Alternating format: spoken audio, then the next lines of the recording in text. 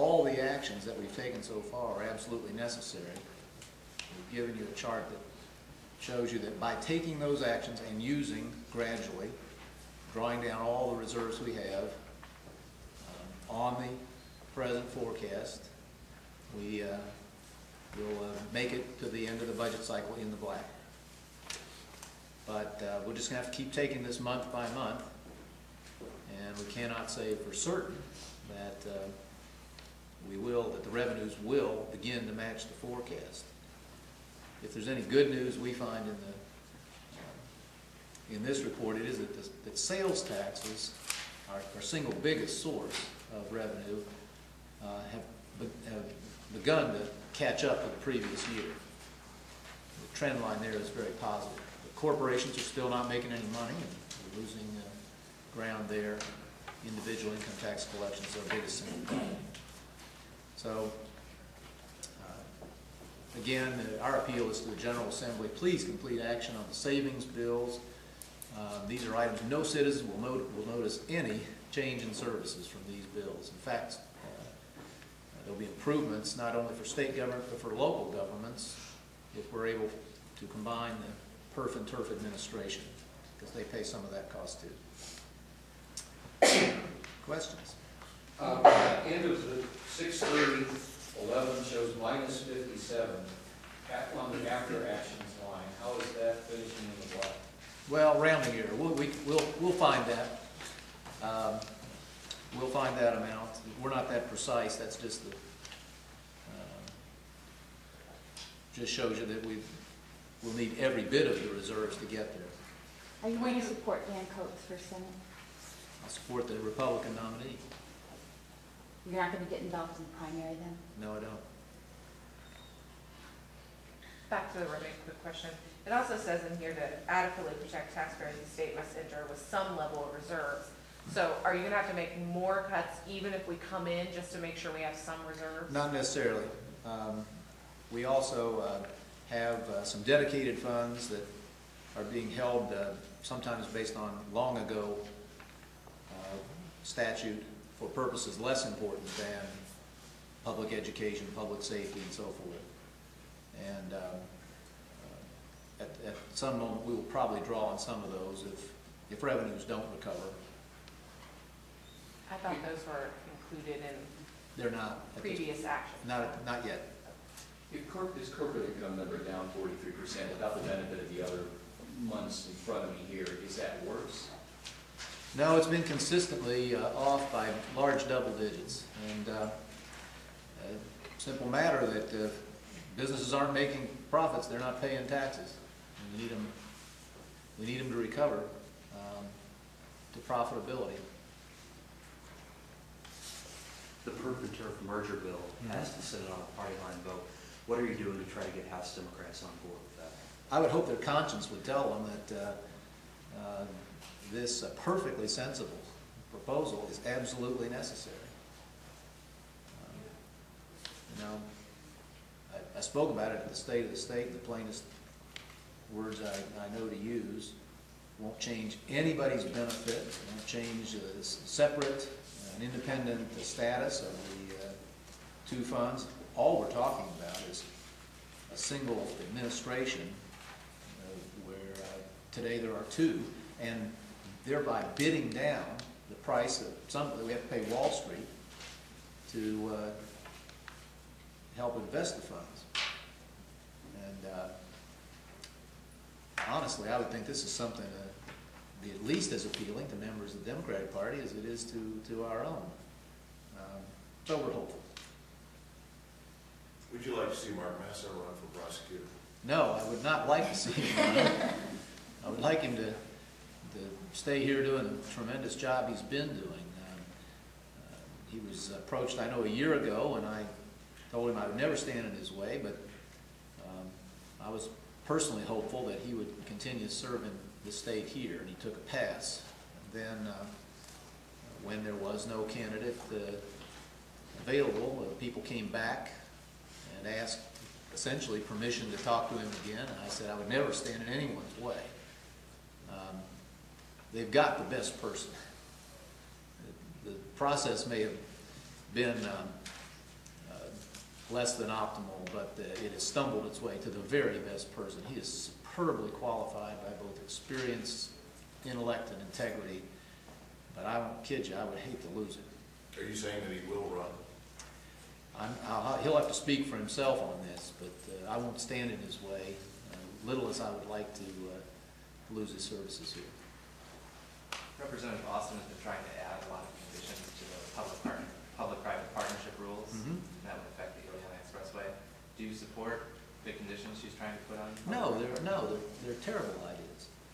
They're anti-growth, they're anti-jobs. I noticed that it led to this strange situation involving Representative Dobus, who's simply trying to create jobs and progress in his own district. And here comes someone from central Indiana trying to dictate terms and conditions to him. And no, I think this is very bad policy. Would lead to we should be widening the options, expanding the options for getting important public infrastructure built, and not constraining them and narrowing them. And so I think in this instance, Jed Dobus was right twice. One, he's better equipped to judge what's best for his area, not somebody from 100 and some miles away. And secondly, he was on the side of having more options and more possibilities for getting a very expensive project done. You put those conditions on it, it means there will be no project. He said it, and he was right. Do you still support Ileana? If the people in Northwest Indiana do, and I think at least the bypass, as far as 65, seems to have general support, and it seems to make a lot of good economic sense. You said that there should be basically a hiring freeze except for emergency positions.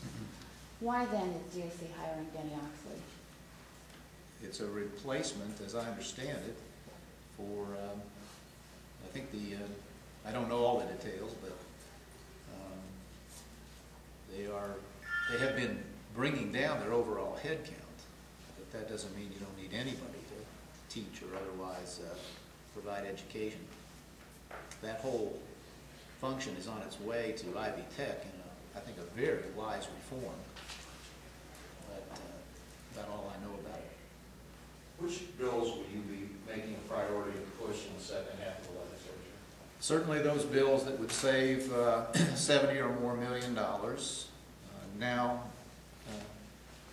based on January, obviously necessary. It wasn't already obvious. The township government bill has passed, and local reforms, associated Kernan-Shepard reforms have passed the Senate. Very, very hopeful that we'll see progress there too. Is the township bill that passed the House acceptable? Well, we need some progress in reform of this outmoded form of government. And it could be that those two approaches from the Senate and the House can be blended in some way. I've already indicated over and over, in fact, the bill that we submitted, that the Senate passed, is a compromise and a new version, seeking some consensus, different than what the Commission originally recommended. So if it needs to be amended further in order to get to a majority, I'm open to that. Can you assess the first half of the session? How do you think things have been? I think they're doing pretty well. I think they have made good progress on important issues, and there seems to have been, to me, a little less rancor, a little less posturing than we've sometimes seen. So I would say so far so good. I didn't mention the social promotion bill, but I should. That's another very, I think, important objective that I do hope to see go all the way. What's your fiscal on that? $0. Is there some disagreement about that? There was some misunderstanding about that, about what was intended, but it's been cleared up as I understand it. Do you think the bill in its current form, just requiring DOE and the superintendent to come up with a reading plan, is sufficient enough? It doesn't have anything saying you can't promote to fourth grade if they. My understanding is that it gives sufficient flexibility and the assignment to DOE, and that the plan that they would write would make it plain that if the system has failed in this most basic responsibility in its first 4 tries, counting kindergarten, then it just needs to try again in the interest of the child. Do you support the school calendar bill? I would sign such a bill if the legislature passed it, as long as it clearly preserved 180 days, and frankly, the opportunity, I hope, one day to have a longer school year. There are so many off days and vacations in the school calendar now that I'm convinced that any district that chose to start later, or at Labor Day, wouldn't have any trouble finishing by June. So if the legislature passed it, I'll sign it. Governor, it's my understanding on that could really hurt kids who take AP classes because of the program. It could really cause a problem. I'm unaware of that. Governor, you've always talked about being a local control guy. Mhm. This is yet another bill that takes away local control. Are school boards really incapable of making good decisions about their calendars? No, but it simply establishes a framework. They have all sorts of opportunity for control within that those boundaries. So it's not my initiative. I'm just giving you a straight answer that if that's the will of the legislature, I'd sign it. I don't find anything fatally wrong with it. I wouldn't veto it. What's the best thing the legislature has done for jobs, and what's the worst thing they've done for jobs so far? Best thing they've done for jobs is help us, unlike almost every state in America, avoid tax increases. They've helped us by passing budgets that had some restraint, and by passing budgets that gave us the duty and the flexibility to make other reductions if they proved necessary, and they proved absolutely necessary. So that's the single best thing they've done, and we thank them for it. And the worst? Anything this session? Well, I think that if they want to do something meaningful this session, they will postpone any change in the UI system, which I believe the Senate has already voted to do. That would, if they don't, that will mean that these businesses that are making money now, you see the damage that that's done to our revenues, will be taxed more highly. Their premiums, I should say, will go up. And I think it's a bad time for that, especially when no other state anywhere is doing anything about that. Almost all states now, as you know, are in arrears. So that's one thing. If they want to really be helpful, that would be the single biggest thing they could do. Do you foresee any additional layoffs? Hope not, but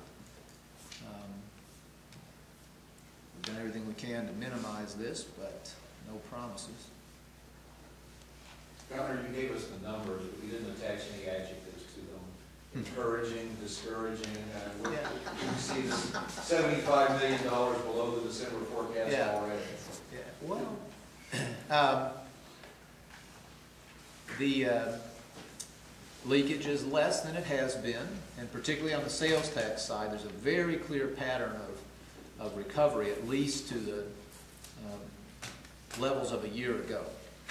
But there's no candy coat in this. It reflects an ongoing weakness in the overall economy of the country, and underscores yet again how essential it is that the legislature help us to control spending, and that we be as careful as we possibly can be till we once again see revenue that allows us to pay for what we'd all like to pay for.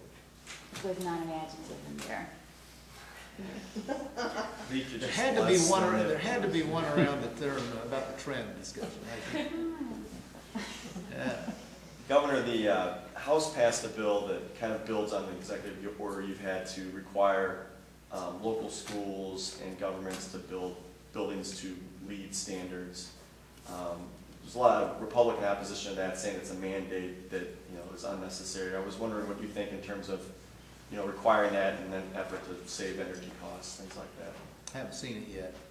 Conservation, extremely important. It's the single best thing we can do, really, environmentally.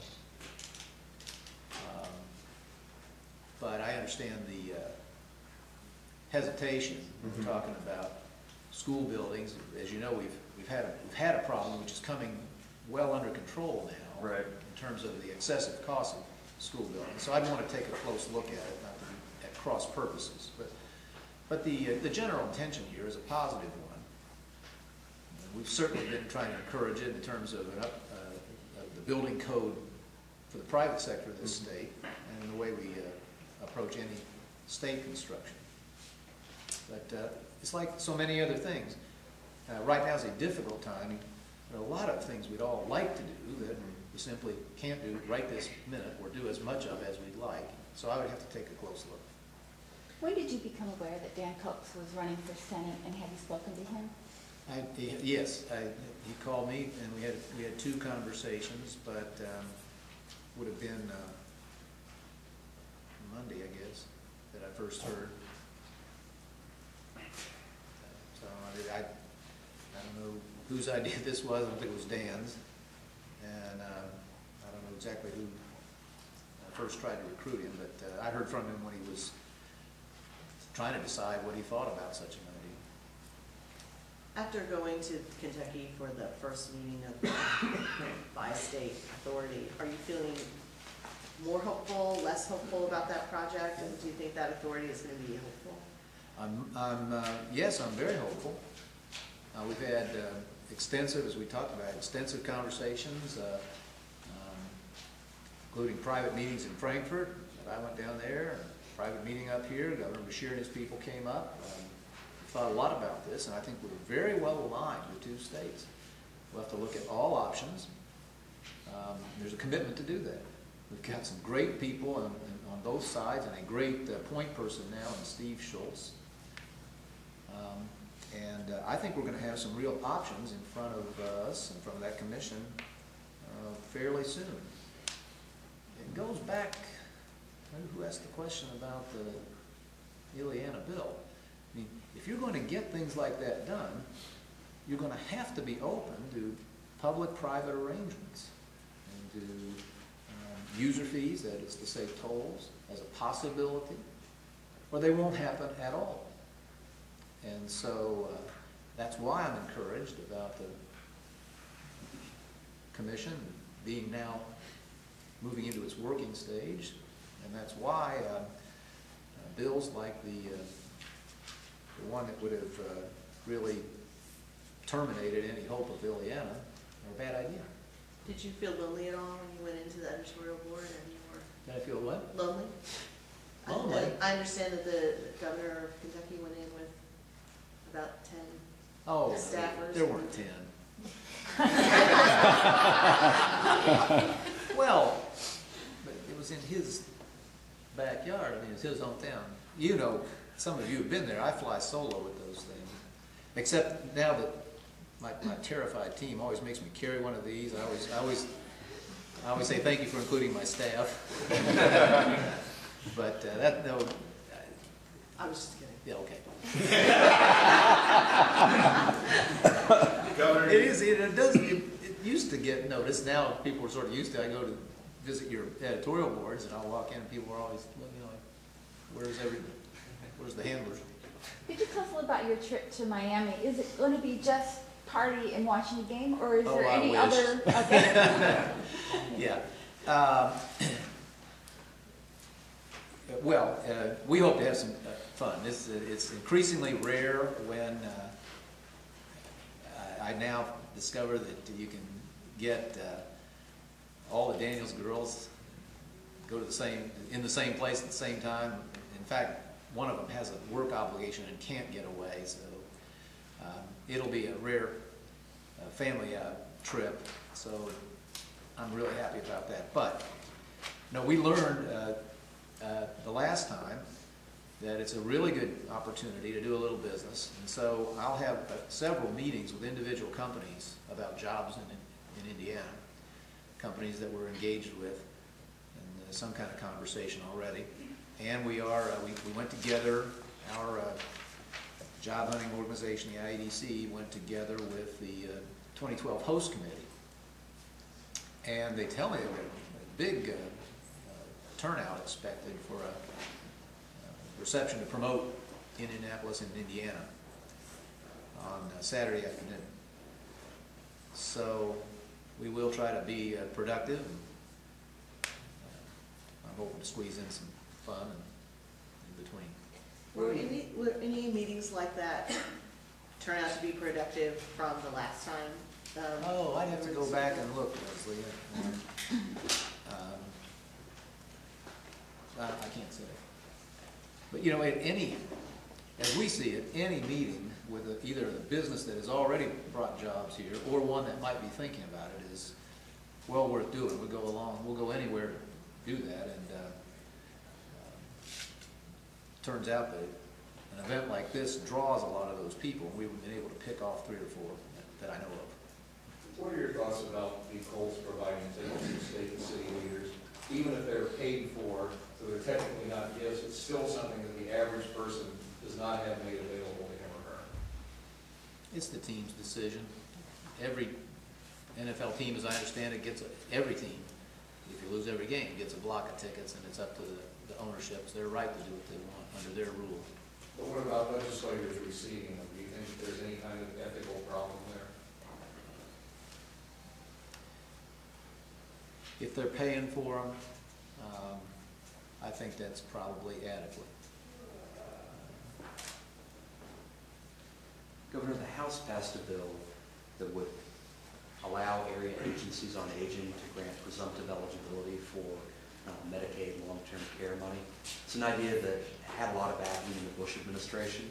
They've done it in Ohio and reported that though it costs a few $1 million to set up, it's saving tens of $millions in the long run. You say Medicare? Medicaid. Have you taken a look at that? The idea is to keep people out of nursing homes and in their homes, which is cheaper. Is that something you'd like to see done by the end of your administration?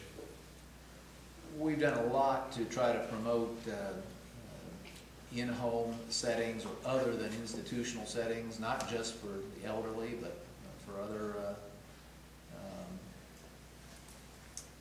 clients of our system. So it made it reasonably consistent with our philosophy, but I'm not familiar with this particular bill or this particular suggestion. We'd have to look at it, see if the net really does look to be positive.